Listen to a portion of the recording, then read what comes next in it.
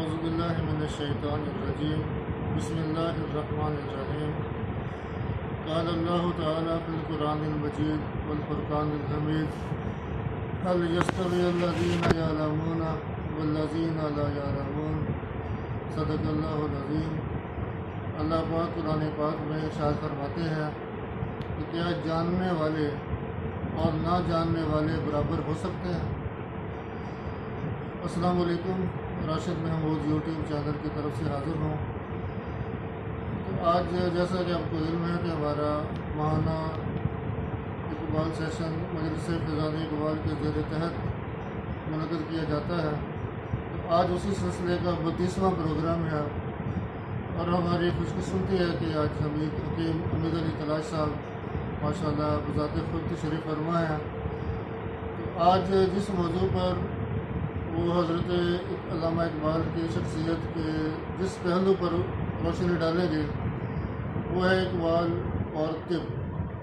तो तिब का इकबाल से ताल्लुक़, इसके दो पहलू देखे जा सकते हैं कि इकबाल अल्लामा साहब का तिब के बारे में ख्याल और जब वो बीमार हुए तो उनके इलाज के लिए कौन से तरीके इख्तियार किए गए।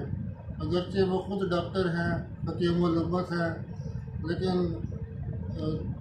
दुबई ज़ाती मसाइल के लिए दूसरों हुक्मा और अतबा का जो खिदमत हासिल करना पड़ती है, उसी सिलसिले में आज हमारे हकीम अमीर अली तलाश साहब इरशाद ख्याल फरमाएँगे।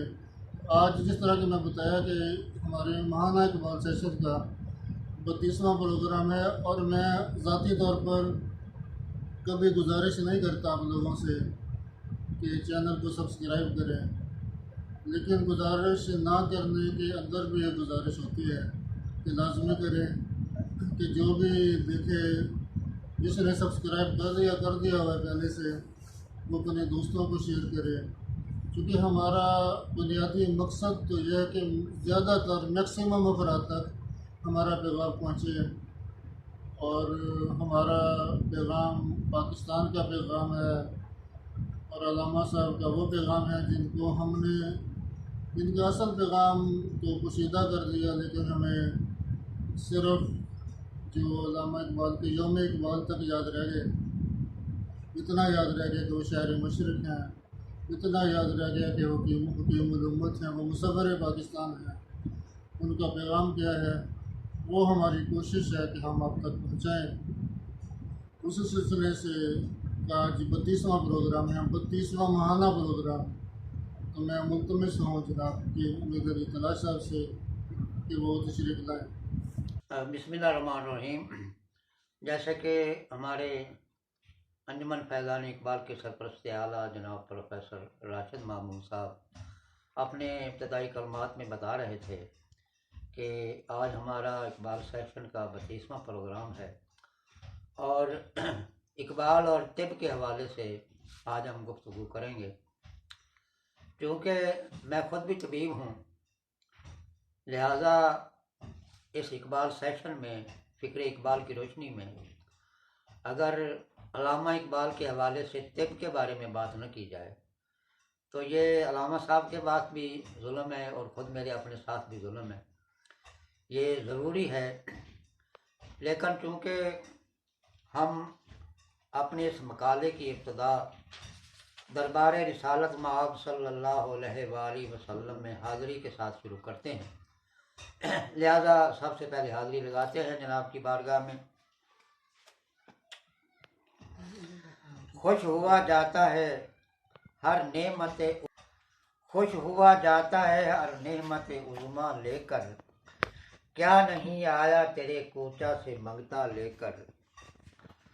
ज़ुल्मते दाहर में चलना है संभल के जिसको, ज़ुल्मते दाहर में चलना है संभल के जिसको, घर से निकले तेरी सोचों का उजाला लेकर। सामने नक्शे कफ़े पाए मोहम्मद रखना, सामने नक्शे कफ़े पाए मोहम्मद रखना। सूए हक जाएगा तुमको यही रास्ता लेकर। माशाअल्लाह। बज़्म कौनैन की शाही है गुलामी तेरी, बज़्म कौनैन की शाही है गुलामी तेरी, वाह क्या करूं सल्तनते कैसर व किसरा लेकर। वाह जी वाह। शेख जी ज़ुहदो इबादत का समंदर लाए, शेख जी ज़ुहदो इबादत का समंदर लाए, मैं तो आया हूँ तेरे दर्द का कतरा लेकर। वाह जी वाह माशाल्लाह। कुछ नहीं बज़्म ज़माना से मुझे लेना देना, कुछ नहीं बज़्म ज़माना से मुझे लेना देना, घर में बैठा हूँ ख्याले शह बतहा लेकर। माशाल्लाह। रोज़े महशर का उसे खौफ भला क्या होगा, जो भी जाएगा वहाँ तेरा हवाला लेकर। मेरी किस्मत को भी हम दोषे सुरैया कर दो, सामने आ जाओ कभी सूरत ज़ेबा लेकर। माशाल्लाह। मुझसे बदकार पे भी नजरे करम हो जाए, दर पे आया हूँ यही एक तमन्ना लेकर। माशाल्लाह। वक्त पीरी है नहीं जोर वो अगला सा तलाश, वाह वाह। वक्त पीरी है नहीं रोज वो अगला सा तलाश, अब चलो याद मोहम्मद का सहारा लेकर। माशाल्लाह माशाल्लाह। मुकर्रर मुकर्रर।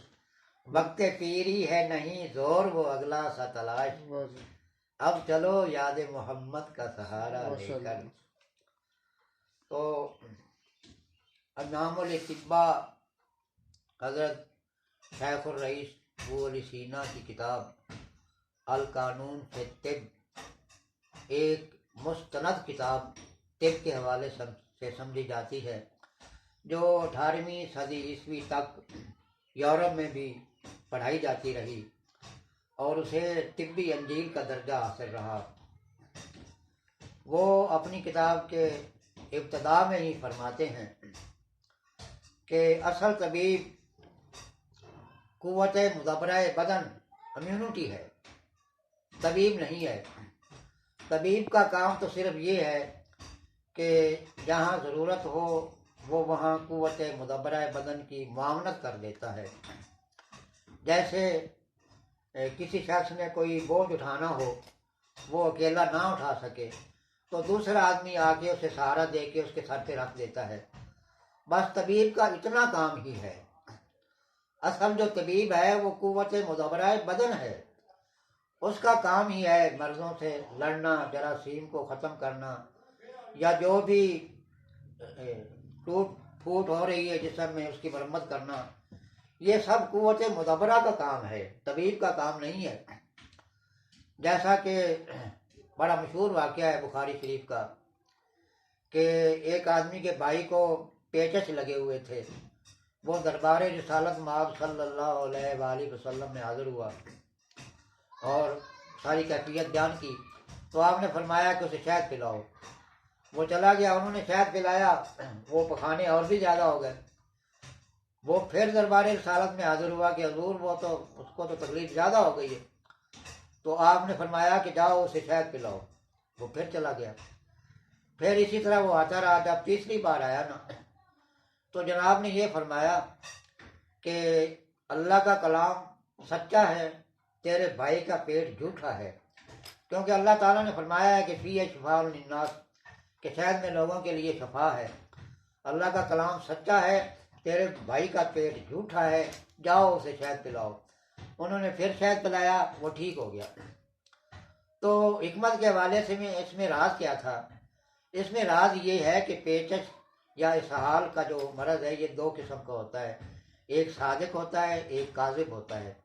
जो सादिक होता है उसमें सुद्दा नहीं होता और पानी की तरह पखाने आते हैं, और जो काजिब पेचश होती है उसमें अंतड़ियों के अंदर सुद्दा होता है। तो जब वो सुद्दा होता है ना, तो तबीयत जो कुव्वत मुदब्बरा बदन है वो वहाँ खून में से प्लाज्मा निकाल के, पानी निकाल के उसे पतला करके खारिज करने की कोशिश करती है। तो जो शहद जनाब ने फरमाया, उसने प्लाज्मे के अमल को जाकर तेज़ किया। उसने जाकर और भी पानी निकाला खून में से और सुद्दे को पतला करने की कोशिश की, और जब वो प्लाज्मा ज़्यादा निकला लिहाजा उसको पखाने भी ज़्यादा आए। और इसी तरह जब बार बार उसे शहद पिलाया गया तो वो सुद्धा उसका पतला होकर खारिज हो गया और वो ठीक हो गया। तो असल चीज़ जो है, असल जो तबीब है वो कुव्वत मुदव्वरा बदन है। दूसरी बात जो गौरतलब है वो शेख और रईस ने जो ग़िज़ा और दवा की तारीफ़ की है उसको याद रखना बहुत ही ज़रूरी है। आप फरमाते हैं कि ग़िज़ा की तारीफ़ ये है कि वो जिस्म से मुतस्सर होती है और जुज़्वे बदन बन जाती है। मसलन जो भी हम खाना खाते हैं, फल खाते हैं, सब्जियां खाते हैं, वो जिस्म उस पर इस्तेहाला करता है, जिस्म उसको तोड़ फोड़ करता है और उससे जो जौहर हैं, उसके जो विटामिन हैं, दूसरी चीज़ें हैं, वो निकाल के अपने जिस्म की मरम्मत में इस्तेमाल करता है। ग़िज़ा की तारीफ़ ये है, यानी जो जिस्म से मुतस्सर होती है और जिस्म का हिस्सा बन जाती है उसे ग़िज़ा कहते हैं। और दवा की तारीफ़ एक ये की है शेख और रईस ने, वो जिस्म को मुतस्सर करती है और खारिज हो जाती है। और याद रखें कि जो चीज़ भी जिस्म को मुतस्सर करेगी वो उसे नुकसान देगी। मसलन हम एक बच्चे को चपेट मारते हैं और उसे कहते हैं कि पानी का गिलास ले आ, वो पानी का गिलास तो ले आएगा लेकिन वो खुश नहीं होगा। और मुमकिन है कि अगर हम दोबारा उसे चपेट मार दें और कहें कि पानी लेकर आ, तो हो सकता है वो इनकार कर दे। इसी तरह मसलन गुर्दे पेशाब नहीं बना रहे, हमें उसको काम को चलाने के लिए हम उसे लासेक्स की गोली देते हैं, लासेक्स का टीका लगाते हैं। ये ऐसा ही है कि हम गुर्दों को चपेट भी मारते हैं और कहते हैं कि पेशाब बनाओ, खून में से पेशाब को, बौली मादों को अलहदा करो। तो वो पहले तो बनाएंगे, पेशाब बनाएंगे, खारिज करेंगे, लेकिन ऐसा ऐसा अगर बार बार टीका लगता रहे, गोली लगती रहे, तो वो अमल नहीं करेंगे, वो पेशाब नहीं बनाएंगे। मैंने खुद एक औरत का मुशाहिदा किया है, पहले उसे एक टीका लगता था लासेक्स का, फिर उससे पेशाब ना बने, फिर 2 डॉक्टर ने मुकर्रर कर दिए टीके मैं ही लगाता था। फिर कुछ दिनों बाद ऐसा हुआ कि पेशाब बनना ही बंद हो गया और पेशाब की जगह पे खून आने लगा। तो इन्हीं दवा जो है वो जिस्म को मुतस्सर करती है और खारिज हो जाती है, लिहाजा दवाओं का ज़्यादा इस्तेमाल ठीक नहीं है। दूसरी बात जो डॉक्टरों के हवाले से करने वाली है वो ये है कि जो तिब यूनानी है ये कुदरती इलाज है, कुदरत के फितरत के ऐन मुताबिक है। हकीम जहाँ कुव्वत मुदब्बरा को ज़रूरत होती है वहाँ उसकी मदद करते हैं, लेकिन डॉक्टर हजरात इस थ्योरी को नहीं मानते। उनकी थ्योरी ये है कि दबा दो, जो भी इलामत पैदा होती है उसे दबा दो, और दबा देना उसका इलाज नहीं है, ये खिलाफ फितरत है।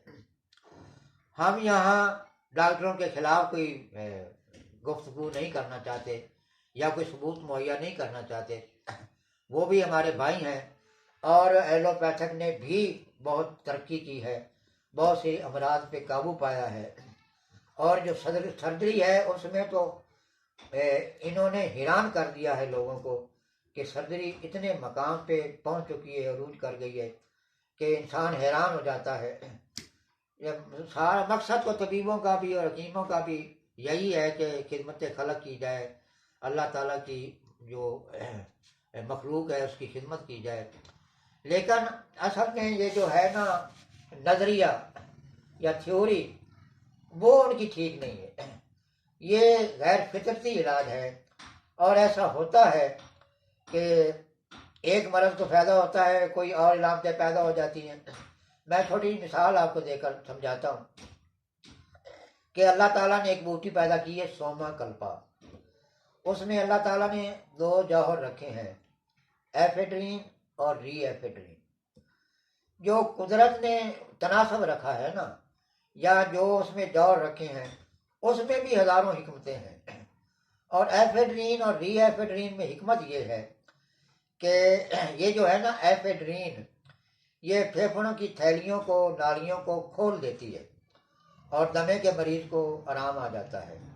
लेकिन जो री एफेड्रीन है वो दिल को बढ़ने नहीं देती। अल्लाह ताला ने उसमें रियाफेड्रीन भी रख दी है कि जो सोमा कल्पा इस्तेमाल करे और सांस की तकलीफ को दूर करे, उसका दिल न बढ़ जाए। लेकिन डॉक्टरों ने ये किया है कि एफेड्रीन को अलहदा करके गोलियां बना ली, टीका बेनोफेनिल बना लिया, तो उसमें जो दिल को बढ़ने से रोकने वाला जौहर था वो शामिल नहीं है। इसमें शक नहीं है कि उस जौहर मौसरा से फौरी तौर पे आराम आ जाता है सांस के मरीज को, लेकिन उसका